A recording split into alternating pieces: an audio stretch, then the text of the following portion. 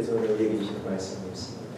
사도행전 2장 14절 21절까지 말씀을 주시면서 성령의 충만함을 받아야 합니다. 성령의 충만함을 받아야 합니다. 이런 제목으로 주연을 나누려고 합니다. 오순절 성령 강림주의를 맞이하고 있습니다. 오늘 여러분, 우리 하나님께서 우리에게 주시는 성령 강림주의 주시는 말씀 제목을 꼭 알고 갈 수 있기를 소원합니다. 우리가 살고 있는 우리나라의 문화는 체면 문화입니다. 아시아, 특히 동양권에 있는 사람들은 그 유교 중심으로 해서 체면 문화 그리고 보이는 현상에 대하여서 굉장한 관심을 가지고 있습니다. 그런데 여러분, 보이는 것, 현상은 사실 아주 작은 것입니다. 보이는 것이 전부 다가 아닙니다. 우리가 성령님 그리고 성령의 은혜, 성령의 기름 부으심 이런 부분들을 이렇게 생각할 때에 우리들이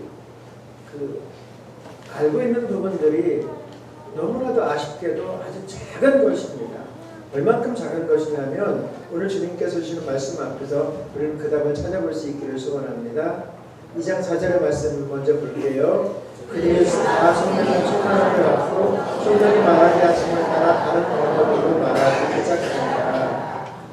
사도행전 2장은 성령 강림의 사건, 교회가 세워지는 사건에 대한 말씀으로 시작되고 있습니다. 예수님의 약속의 말씀 따라 500명의 믿음의 사람들은 마가의 다락방에 모여서 주님의 약속의 말씀을 기다리고 있었습니다. 그런데 그 500명이 다 모여있던 것이 아니고 시간이 지남에 따라 한 명 한 명 떨어져 나가고 몇 명 남았냐면 120명 정도 남았습니다. 며칠도 아닙니다 여러분. 그 120명 남았었는데 그들 가운데 약속하신 대로 성령의 은혜가 그들에게 임했습니다. 여러분, 그때 나타난 현상이 뭐예요? 우리가 말씀에서 보고 있는 것처럼 방언이 임하고 또한 놀라운 역사가 그들 위에 임하는 것을 말씀을 통해서 보게 됩니다. 여러분, 우리나라 동양 문화권에 있는 우리들 성령에 대한 심히 큰 오해가 무엇이냐면 소리 지르는 것. 우리나라에서 만들어진 기도 가운데 하나가 뭐냐면 주여 성천. 그 되게 중요한 거예요. 하셔야 돼요. 그런데 이게 전부라고 생각하는 사람들이 있어요. 그 다음에 자빠지는 거. 요즘에 그런 게 없지만 우리 어렸을 적만 해도 이 자빠지는 현상은 정말 많이 나타났어요. 그래서 자빠지지 않으면 성령 충만 받지 않은 것이라고 하는 시대 조류가 있었던 적도 있었어요. 그 다음에 상식에 벗어난 행동. 방언은 되게 굉장히 좋은 은사입니다, 여러분. 귀한 것이고 하나님께서 주시는 은사입니다. 그런데 방언의 은사가 임하지 않았다가 코카콜라를 외치고, 되게 아이러니한 이야기거든요. 코카콜라를 빨리 하라고 가르치고, 정말 이게 엄청난 불행한 역사예요. 무슨 말인지 젊은 사람들은 이거 잘 몰라요. 그런데 그 신앙의 여정 가운데 지낸 사람들은 이게 뭔가를 알아요. 상식에 벗어난 행동들 하는 것. 이거 여러분, 이런 현상이 전혀 아닌 것은 아니에요. 아닌 것은 아닙니다, 여러분. 그런데 이것은 여러분, 분명히 이런 현상이 있어요. 아니라는 게 아닙니다. 소리 지를 수 있습니다. 자빠지는 거 분명히 있어요. 그리고 방언의 은사가 불을 듯이 일어나는 거 있습니다. 그런데 여러분, 성령님은 인격이십니다. 인격이 뭔지 아시죠? 지정의 뜻이, 그 다음에 정적인 부분, 감정적인 부분, 이런 부분들이 다 이 안에 담겨져 있어요. 그래서 성령 충만함의 현상, 우리가 보고 있던 것들은 겨우 딸랑 10%예요. 10%. 이 10%가 전부가 아니거든요. 그런데 우리는 10%를 전부를 생각하고선 거기에 치중한단 말이에요. 왜 그래요? 우리의 문화 때문에 그래요. 우리의 문화. 동양 문화. 우리나라 문화는 뭐예요? 보이는 거. 기둥뿌리가 썩어 문드러져도 당장 보이는 것. 그래서 우리나라의 그 언어 가운데 의식주 이렇게 되어져 있어요. 이게 잘못된 거예요, 사실은. 근데 이게 체면 문화를 가장 잘 말해주는 것이 의식주예요.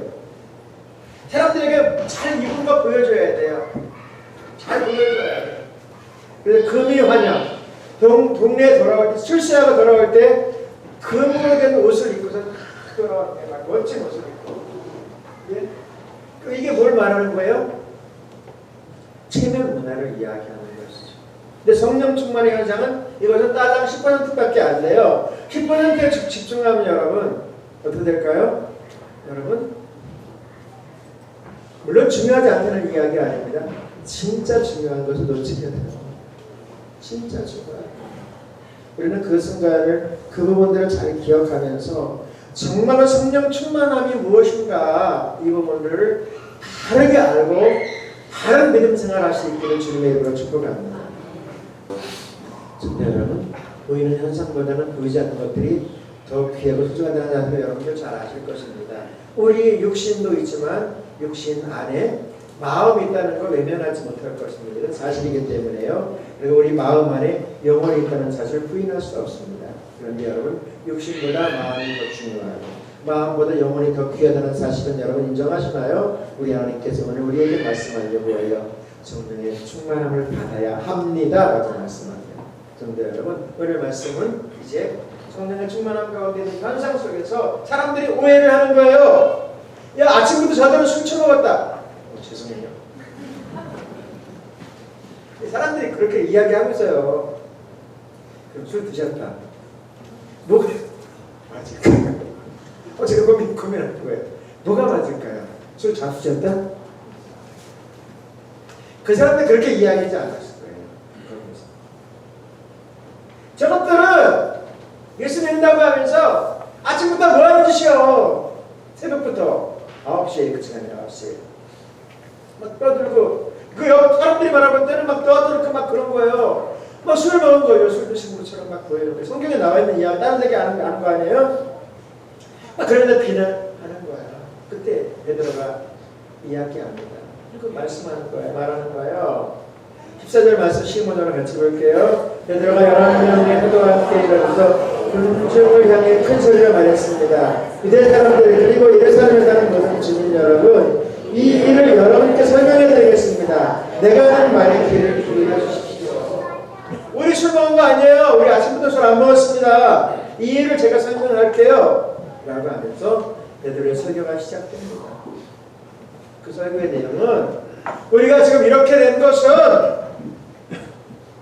이미 우리가 잘 알고 있는 구약 성경에 우리가 그렇게 믿고 믿음의 대상으로 삼고 있는 요엘 선지자가 이미 말씀하신 그 말씀에 대한 예언이 우리에게 지금 이루어졌습니다. 그 말씀이 우리 앞에 이루어졌습니다 라고 고백하는 거예요. 그것을 설교하는 거예요. 여러분 예수님의 이 땅에 오심과 그 예수님의 사역 모든 것들, 예수님의 십자가의 고난과 죽음 그리고 부활에 이르기까지 이 모든 것들은 이미 구약 성경에 예언되어져 있는 것입니다. 이 예언의 성취라는 사실 여러분 아세요? 마찬가지로 지금 성령의 역사, 성령의 나타나심의 은혜가 나타난 것은 바로 어느 날 갑자기 나타난 것이 아닙니다. 37절 38절이요. 사람들이 이 말을 듣고 마음이 질려서 섬겨드려 우리가 어떻게 하면 좋겠습니까? 하고 베드로와 다른 사도들에게 말하였습니다. 이제 이 설명한 거예요. 지금 우리가 이렇게 변화된 것은 요엘 선지자를 통해서 우리에게 말했던 것이 우리에게 이루어진 것입니다. 우리가 너무 잘 아는 그 말씀이 이루어졌습니다 라고 하는 말씀을 들려줬어요. 그랬더니 그 말씀을 들은 유대인들, 왜냐하면 그들은 말씀을 잘 알고 있는 사람들이에요. 유대인들은 여러분 말씀에 보통한 사람들입니다. 우리처럼 이렇게 설렁설렁 믿는 사람들이 없어요. 딱 이야기하면 벌써 그 본문에 대해서 쫙 다 알아요. 요엘 선지자의 예언이 이루어진 것입니다 라고 말하니까 그들은 다 알아. 요엘 선지자가 무슨 말을 했는지.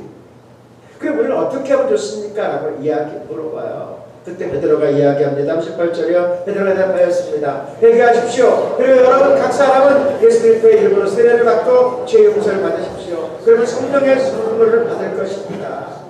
지금 우리에게 일어난 현상, 이것은 어느 날 갑자기 일어난 것이 아니고 하나님께서 예언자를 통해서 하신 말씀이 이루어졌습니다. 여러분 그것을 보시지 않습니까? 그럼 어떻게 되죠? 우리는 간단합니다. 회개하십시오. 그리고 예수 그리스도의 이름으로 세례를 받고 죄 용서 받으십시오. 성령의 선물을 받으십시오. 라고 이야기합니다. 저는 여러분들에게 묻고 싶습니다. 자, 저를 보세요. 눈 크게 뜨고 저를 보세요. 저를 보세요. 여러분들은 예수 그리스도를 믿을 때에 회개하셨나요? 회개를 하셨나요? 그냥 술렁술렁 믿고 믿다가 보니까 세례받고 믿고 믿다 보니까 직분도 받고 믿고 믿다가 여기까지 오신 분은 혹시 아니십니까?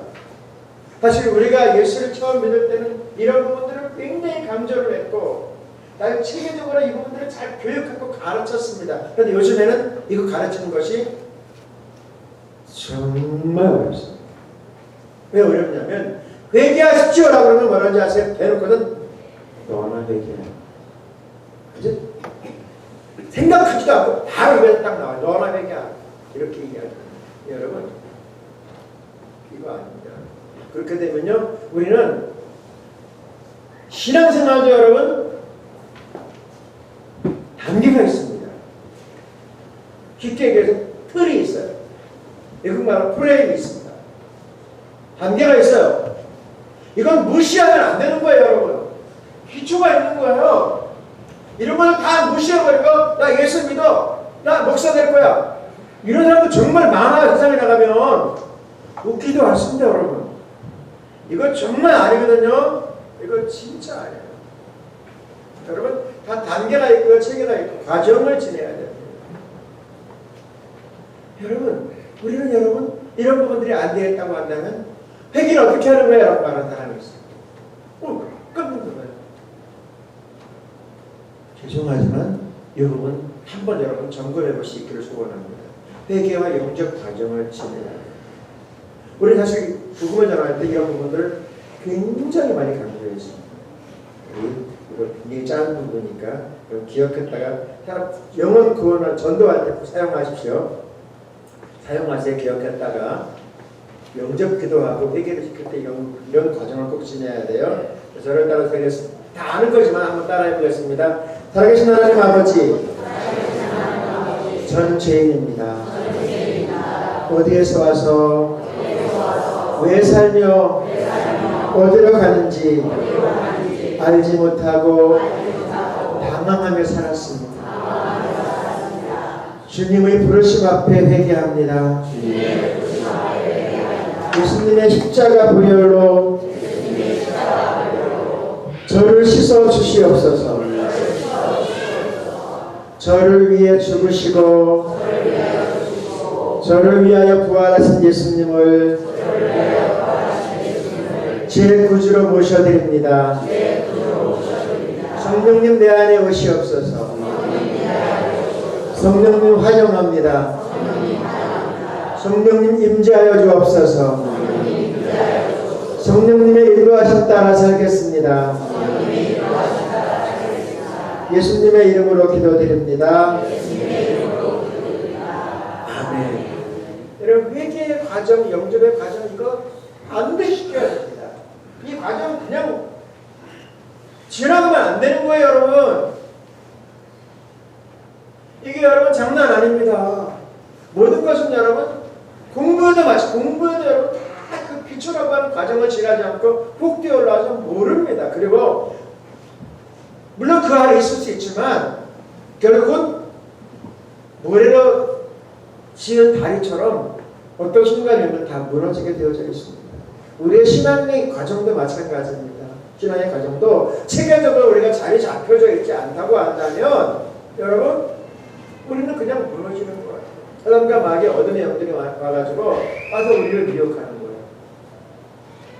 이건 되게 조심스러운 것이 이제 이렇게 부임에 오면 성도들의 삶을 성장을 잘 파악하지 못하기 때문에 가끔가 신앙의 여정에 오래된 부분들 직분을 임명하려고 할 때가 있습니다. 그럴 때 깨딱 잘못하다 물어보지 않으면 세례받지 않는 사람에게 직분을 수여해야 되는 순간 앞에 설 때는 정말 무섭습니다. 모르니까. 깨끗하게 못하면 그럴 수 있거든요. 그때 여러분들 옆에서 잘 코칭을 해주셔야 돼요. 그렇게 되면 어떻게 될까요? 이거 무서운 거거든요.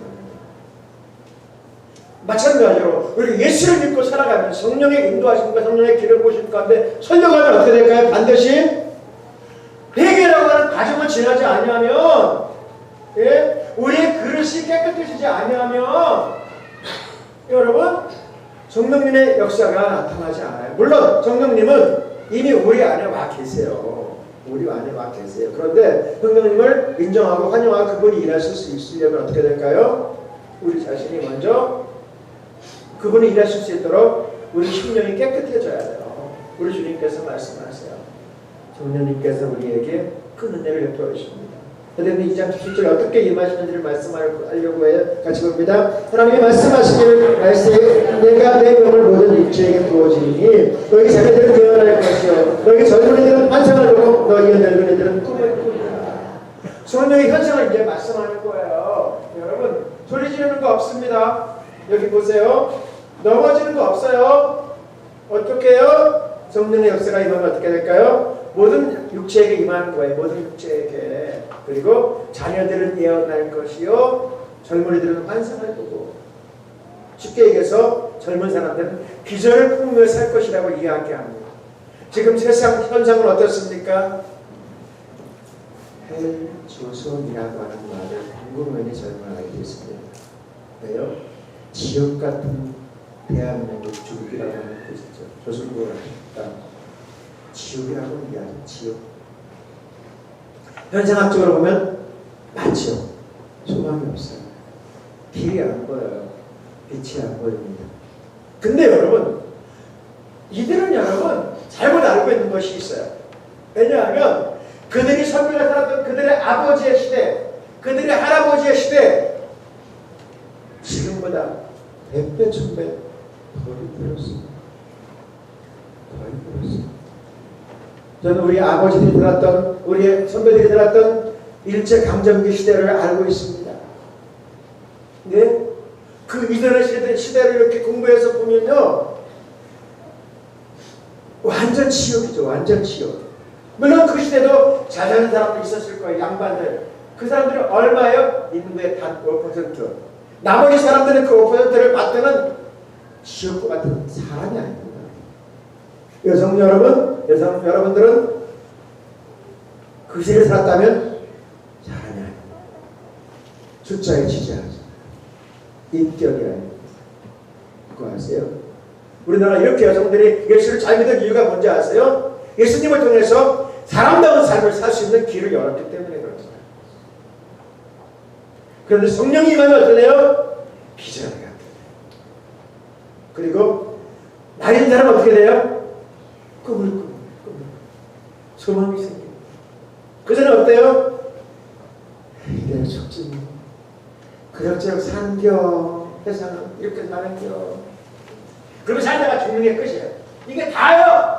이전에는. 그런데 성령이 임함으로 말미암아 그리고 예수를 믿음으로 말미암아 어떻게 돼요? 아니야. 소망 가운데 살게 될 거예요. 여러분. 무엇으로 인하여서요? 성령이 임함으로 말미암아 여러분.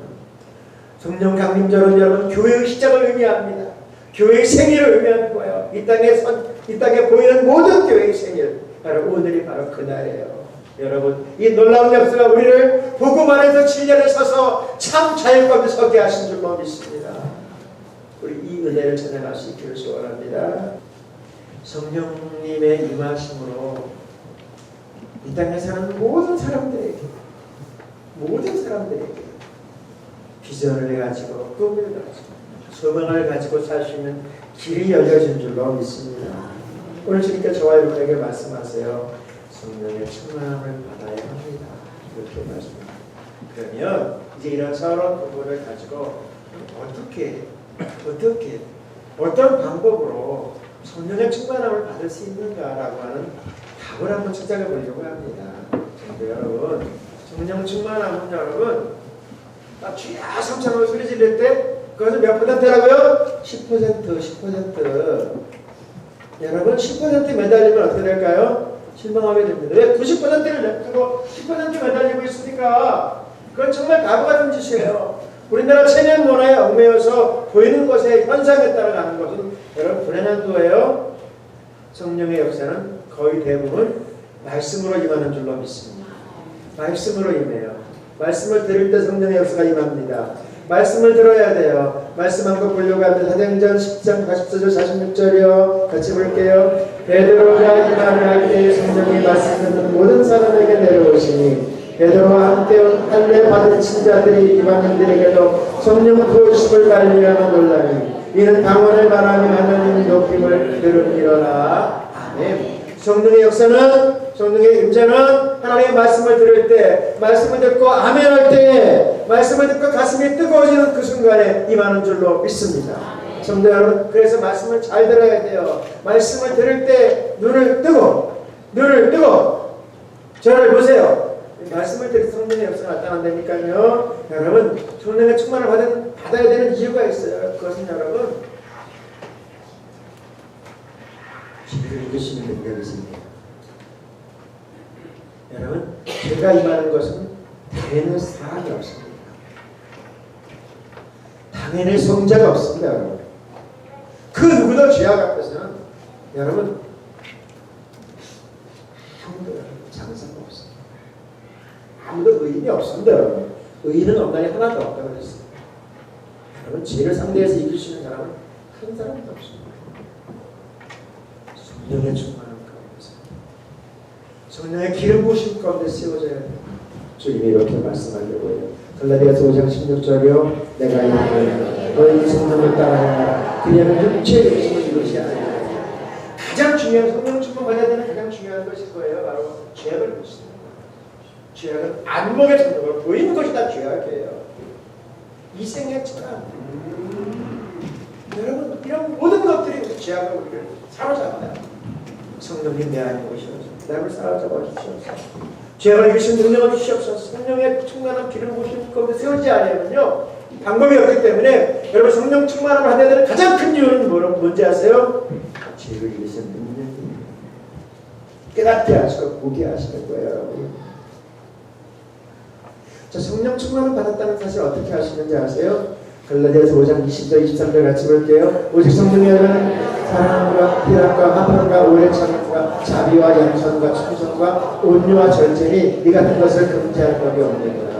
저를 보시면 되게 중요한 것만 여러분 성령이 여러분들 안에 임했는지 안 임했는지를 점검하시는 방법이 있어요. 여러분들 가운데 미운 사람 있어요? 없어요? 없으세요? 없으세요? 있어요? 있습니다 여러분. 그런데 여러분 그 사람을 위해서 기도하면서 그 사람 빨리 죽었으면 좋겠다. 편하게 시험받아 죽었으면 좋겠다. 그런 마음이 계속 임하고 있다고 그런다면 그 사람은 성령 충만 받은 사람 아닙니다. 계속 미움이 그 안에 계속 잠겨져 있다고 한다면 성령 충만을 받은 사람 아니에요. 미운 사람 있을 수 있어요. 비판할 수 있습니다. 그런데 그 마음이 계속 나를 사로잡고 있다고 한다면 성령과 상관없는 사람이에요. 여러분 왜요? 성령의 열매는 사랑, 희락, 화평, 오래 참음, 자비, 양선, 충성, 온유, 절제 이런 것들이에요. 여러분 기억해야 돼요. 미워할 수 있다니까요. 증오할 수 있어요. 원수가 있어요. 그런데 우리가 성령의 사람, 성령의 충만함 가운데 세워지는 사람은요 그 영혼도 불쌍합니다. 그리고 나 자신도 불쌍한 인생이라는 사실을 발견하게 돼요. 주님이 아니라고 한다면 구원할 수 없다는 사실을 발견한 우리들 여러분 이 사실을 안다고 한다면 무엇이 그렇게 문제가 되겠어요? 우리 주님의 얘기를 했습니다. 성령의 충만을 받으라고요. 성령의 충만을 받아야 되는 이유 가운데 하나가 뭔지 아세요? 주님의 일을 하시는 능력이 있습니다. 물론 성령 충만 받지 않고 일할 수 있어요. 예수 믿고 일할 수 있어요.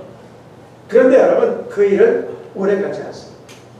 왜요? 사람들이 보아주고 막 칭찬해주고 인정해주면 막 뒤집어지죠. 그런데 여러분 사람이라고 하는 것이 그거잖아요. 좋은 날도 있으면 흐린 날도 있고 비 오는 날도 있잖아요. 안 봐주면 칭찬 안 해주면 그러니까 자기 자신도 짜증날 때가 있거든요. 그죠? 자기 자신도 몸이 아플 때가 있어요. 자기 자신도 그거저거 일 앞에 설 때가 있어요. 그러면 어떻게 돼요? 짜증나죠.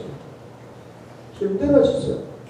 그러니까 여러분 주님의 일을 해낼 수가 없는 거예요. 성령의 충만을 받으라고 하는 이유는 뭔지 아세요?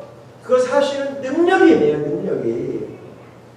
우리 너무 잘 알고 있는 말씀 고린도서 1장 8절이요. 이미 알고 있죠? 같이 보겠습니다. 오직 성령이 너희에게 임하시면 너희가 권능을 받고 예루살렘과 온 유대와 사마리아 끝까지 이르러 내 증인이 되리라 하십니다. 제자들이 예수님 앞에 부활한 예수님 바라보면서 우리 나가서 일할 거예요. 우리 부활한 예수님 보았습니다. 아니야! 스톱! 기다리라고 이야기해요. 언제까지요? 성령의 능력이 임할 때까지. 임하여서 무엇이? 권능이 임할 때까지. 능력이 임할 때까지. 왜요? 우리에게 능력이 없으면 우리의 지갑에 캐시가 현금이 여러분들의 신령 안에 능력이 없으면 나가서 뭔 일을 할 수 있겠습니까? 나가서 예수 믿는 것들이 그것도 못해? 라고 이야기하면 그냥 아이고 예수 믿는 다음에 아직도 미워하고 앉아있어? 그러면 그냥 무너지는 거예요. 예수 믿는 다음에 그것도 이해를 못해? 라고 이야기하면 그냥 무너지는 것이죠. 그래도 우리 주님께서 뭐라고 이야기해요? 능력을 받으라는 것이죠. 그런데 성령의 충만함이 임하면 어떻게 돼요? 능력이 임합니다. 여러분. 능력이 생깁니다. 할 수 있는 능력이 생기는 거예요. 우리 주님께서 그래서 우리에게 성령의 충만함을 받으라고 말씀합니다. 오늘은 오순절 성령 강림 주일을 기념하는 날입니다. 우리 주님께서 저와 여러분에게 말씀합니다. 성령의 충만함을 받아야 된다고 이야기합니다. 왜요? 성령은 이미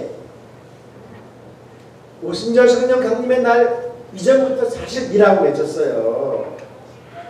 하나님의 사람 다윗에게 말씀하셨고요. 이사야에게 임해서 말씀하셨고요. 그냥 끊임없이 믿음의 사람들에게 성령의 역사가 나타나고 보여지고 증거되고 있었어요. 우리가 너무 잘 아는 대로 창세기 1장을 열면 하나님의 신이 여기에 보면 삼위일체 하나님의 놀라운 역사가 담겨져 있어요.